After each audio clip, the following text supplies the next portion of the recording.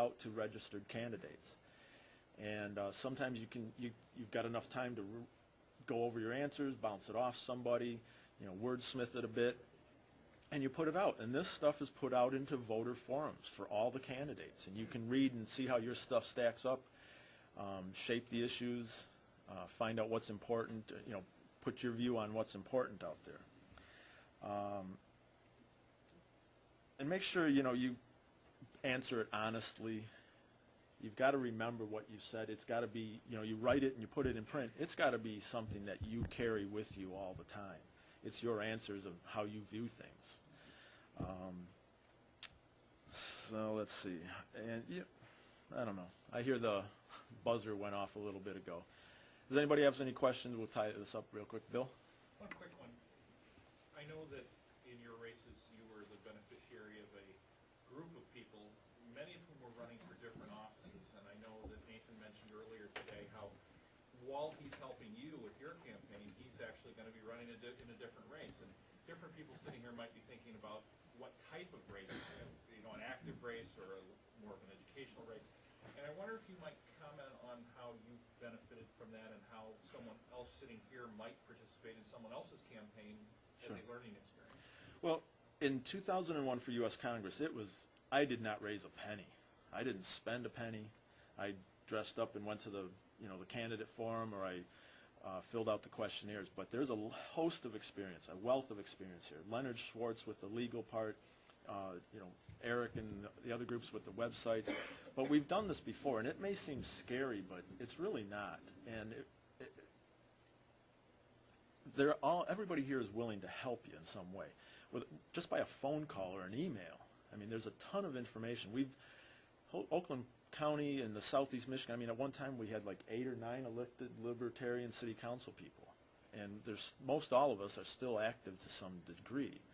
And so you will have a ton of fun at this. I mean, it's fun. It's important work, not just to raise the libertarian issue, but if you're elected, you've got work to do. I mean, you've got budgets, million-dollar budgets. You affect the residents' lives at city council level, so it's a lot of fun. But everybody here is willing to help. I'm certainly, any questions, I'm an email or a phone call away. Did that answer your question, Bill? Okay. Scott? Yeah.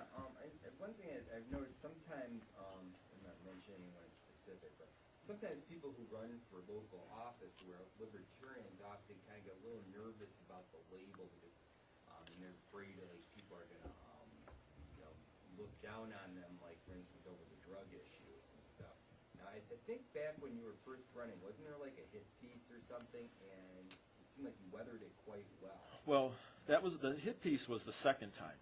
The first time, though, the Daily Tribune, listing its candidates, listed me as the ultra-conservative libertarian.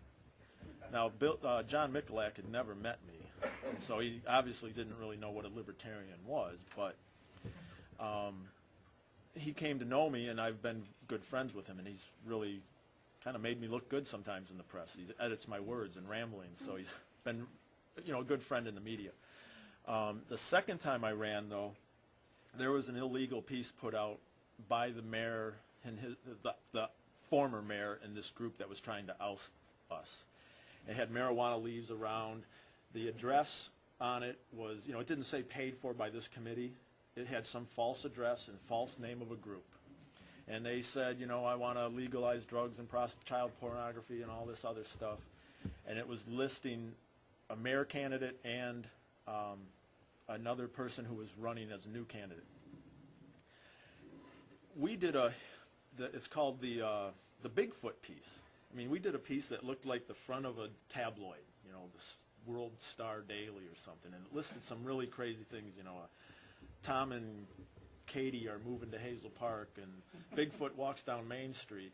And then at the bottom, I forget what it said about me, but it said, some people will try to get you to believe anything. And on the back, it said, because they can't find fault with the truth. And it listed the accomplishments I'd had in the last few years. And that Bigfoot piece worked for Martin Howard and Troy when they attacked him. Bottom line, that second time after the second campaign, I was the top vote getter in the entire race. So it didn't hurt. and it gave you an opportunity. That hit piece, they timed it to come out just within a week of the election, and we had responded with the Bigfoot piece the Saturday before the election. I mean, people called, they laughed, they thought it was an incredible piece, and it was very well put together. So you do have to be prepared that somebody, you know, if you're an incumbent, you might have to be prepared. But as a new person, I don't think they're going to come after you so much. But it was, again, the wealth of knowledge that is there in the Libertarian Party. So, Leonard, and I guess Leonard will be the last one there. I'd like to emphasize that being a candidate is fun. It's fun to talk to people at a candidate forum and at other events. And the first time that Andy ran was in 2000 he ran for Congress. And his intent was to be a purely nominal candidate, not spend any time or money campaigning. He went to one candidate forum. He enjoyed it so much that next year he ran an active campaign for Hazel Park City Council and got elected. All right. Thank you, everybody. We'll talk later.